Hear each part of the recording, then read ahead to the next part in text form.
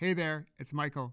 Welcome to Whole Again, the show that can help you navigate today's uncertainty with a bit more mindfulness, resilience, and grace. And today I have a special episode for you, 3 reflections from this past weekend that was all about sports. Now, if you're not a sports fan, stay with me, because these reflections really speak to our shared humanity. So trust me on this one. This will be good. So here's the first reflection. Bad Bunny, the Super Bowl's halftime show. What a performance. Now, I'm a Gen X kid, and I've long thought that U2 in 2002 had the best halftime show ever.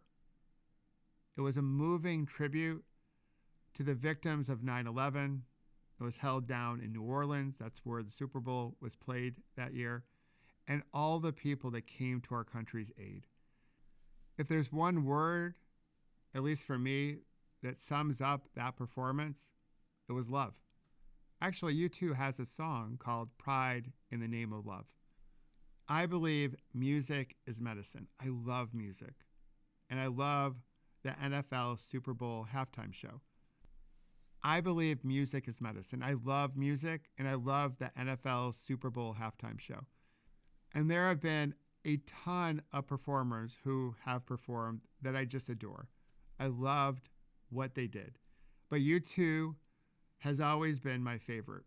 It still is. But I know the younger generation, mainly like Gen Z, I think Bad Bunny might be their favorite. In fact, my youngest daughter said this was her favorite performance in her lifetime. And if I had to use one word to describe it, it would be love. He actually said, the only thing stronger than hate is love. Amen to that. It was a performance of love. It was also a performance of having pride of one's heritage. There's actually a meditation on my Pause, Breathe, Reflect app where you can express gratitude for your heritage. Now, I'm not a Spanish speaker, so I didn't know the meaning of really any of his songs, but I could feel it. I could feel it in his performance. I could feel it in the dancers. I loved what he said, that we're all Americans. We're united. We're connected. We're one, especially in today's age where we feel so divided. And most of us are appalled at what ICE is doing to our fellow Americans. So that was my first reflection. 2 great performances, both driven by the power of love, which, by the way, is a Huey Lewis and the News song, which is a band that's good, but not in the realm of Bad Bunny or U2. So that's number 1. Number 2 deals with Sam Darnold. He is the quarterback of the Seattle Seahawks that won the Super Bowl. You'll see on social media many people cheering Sam's story of resilience, and he has a great one. And we love a great resilient story here on Whole Again. Who doesn't? At least that's my question. Who doesn't love resilience? So he certainly has it. He also has a really healthy conversation and belief in himself. Seattle is his 5th team. Allow me to share a brief background of Sam's history in the NFL. He came in as a top prospect into the New York Jets, but didn't fare well. He didn't play very well. And all the pundits, all the experts said, this guy's nothing. Get rid of him. He's no good. So the Jets did that. Off to Carolina he went. Another franchise like the Jets that don't really have a history of success, of creating great environments or developing good systems. And he didn't do so hot there either. The Jets felt validated. See, it's not us, it's him. He stinks. So the pundits piled on and said, yeah, this Sam Darnold guy, he's no good. Then he went to San Francisco, not as a starter as he was in Carolina and the Jets, but now as a backup, and was largely considered his time in San Francisco a reset year. But they had a star quarterback, so he moved on to the Vikings and into a better system for him, a better environment. He won 14 games that year. It was amazing. But the last two, he struggled. So the pundits came back again and said, this guy doesn't have what it takes to win the big game. Maybe he's rebounded. Maybe it's a fluke, the 14 wins. But he doesn't have what it takes to win the big game, to win the Super Bowl. So the Vikings went with their bright, hot prospect from the University of Michigan. And Sam decided to go the free agency route and went to Seattle.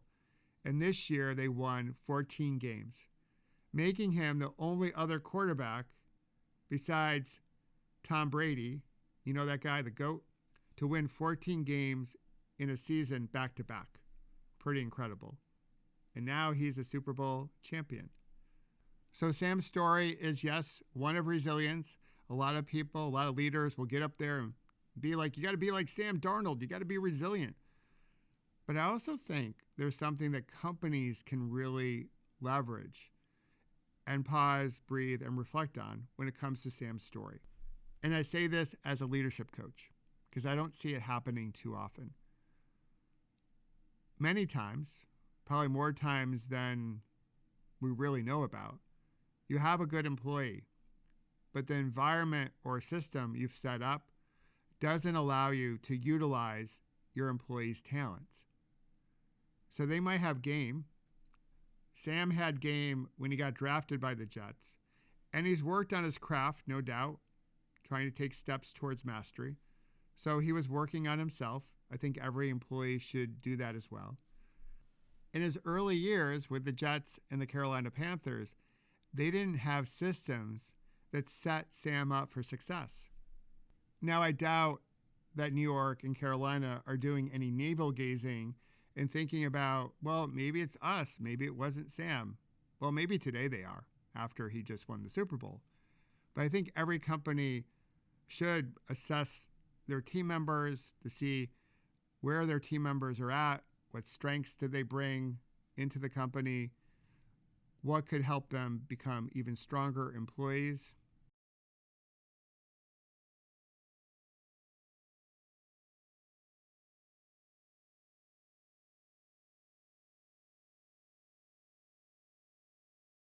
But I also think that companies would serve themselves well when they think about employees, especially those employees that are struggling.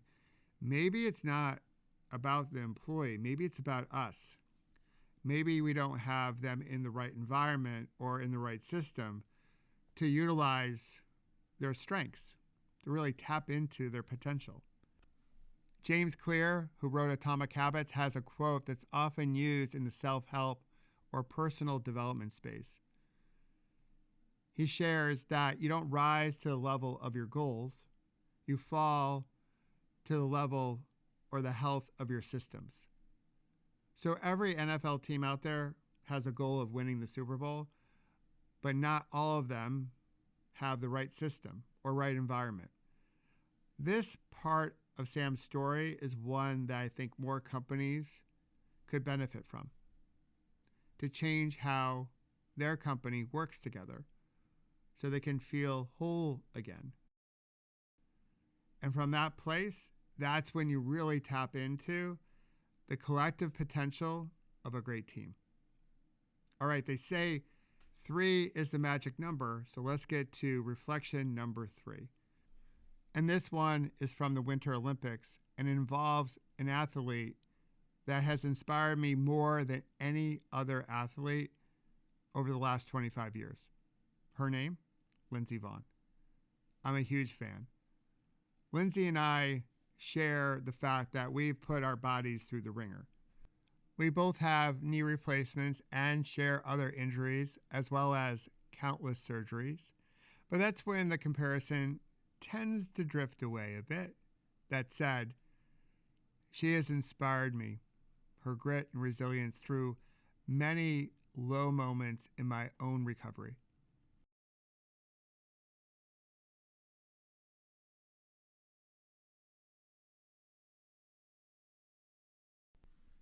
Like millions of other people here in the States, I woke up early Sunday morning to watch her race the downhill in Cortina. Even though a few days earlier, she crashed during a training run and tore her ACL. The ACL, for those that don't know, you need that in sports. You definitely need that if you're about to throw yourself down a mountain at 80 miles per hour. But she decided to give it a go. She was like, hey, I'm going to send it. It's only 90 seconds. I can do this. I've come back from worse, which she has. So I love that about her. I was like, yes, you go, Lindsey. Make it happen.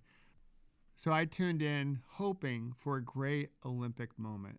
But I knew it was going to be challenging based on what my body has gone through. And within 13 seconds, her day was over. She crashed hard. And you could hear her cries of pain. And I was like, oh my God, I can so relate. I have been there. I was hurting along with everyone else. I was hurting with her.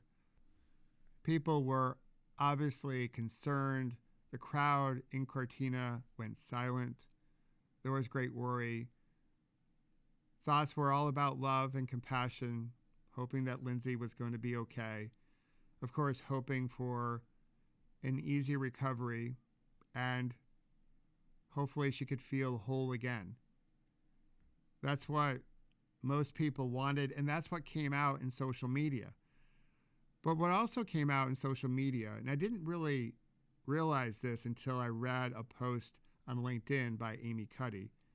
I wasn't surprised, although I was disappointed to read that a whole bunch of people were criticizing her decision to race. And I get it. That's what people do on social media now. I do realize it's more about them and their feeling of insecurity. So they love to throw shade on other people as a way to lift themselves up. I get all that. But it's still disappointing to read when you see that part of our humanity come out.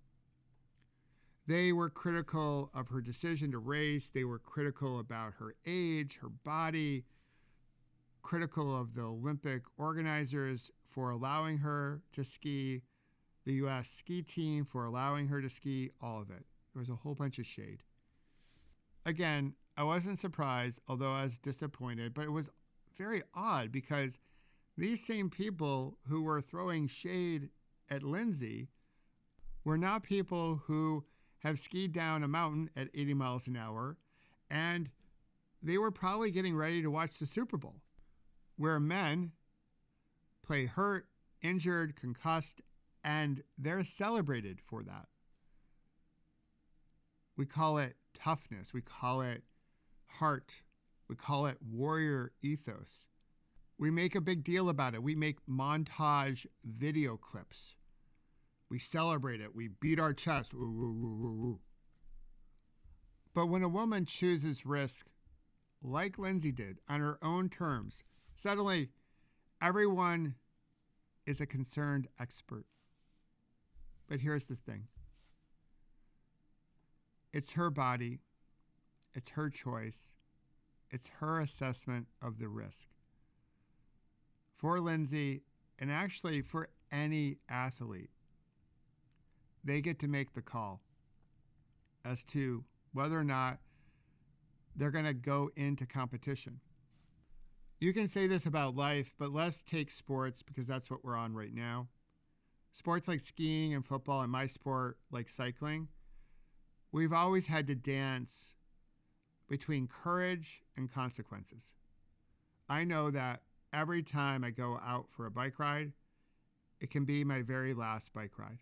And I know this because I've come as close to the line of dire consequences as I possibly can get. So I know I take on risk every time I ride my bike. I do it with open awareness. And it's my decision. Really no one else's.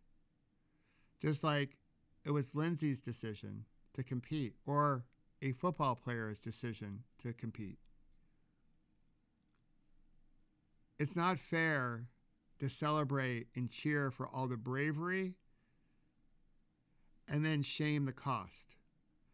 And it's certainly not fair to do it differently for women, for men, and non-binary athletes. The most simple thing that people can do is wish her well, hope that she has a speedy recovery, and respect her agency. Anything less isn't concern by the trolls on the internet. It's a double standard. It's actually called sexism. And it's rampant in sports. Women athletes face this all the time. Women in society face this all the time. And as a culture, we can't feel whole again without more mindfulness on beliefs that divide us, that separate us, that prevent us from feeling whole again. And sexism is a belief that prevents that from happening. But through mindfulness, we can do a deeper dive and begin to understand why we might feel the way we do. And once we get there, we can take different action to let those thoughts be and celebrate athletes all around the world for going out into the arena and competing and taking on risk. They're inspiring, they're motivational, and we can see ourselves in them, much like I see myself in Lindsey, and I see myself in Sam, and I see myself in Bad Bunny. All three are stories of resilience, of love, of getting out there into the arena and making things happen, creating a beautiful ripple that can inspire current generations and future generations to believe that we can be more than we are today. That by coming together, we can create a better tomorrow, not just for some of us, but for all of us. And as always, thank you for being here. Let me know your reflections of the Super Bowl, of Bad Bunny's performance, of the Olympics. I really do appreciate you being part of our Whole Again community. And if you haven't yet joined me over on Substack, there I share my writing, I do a teaching each week, as well as I host 2 meditations each week, so you can come together and practice in community. And every Friday, we do a love and kindness meditation or a metta meditation. It's fantastic. You'll love it. So join us over there. And until then, keep pedaling and put a beautiful ripple into the world. I appreciate you.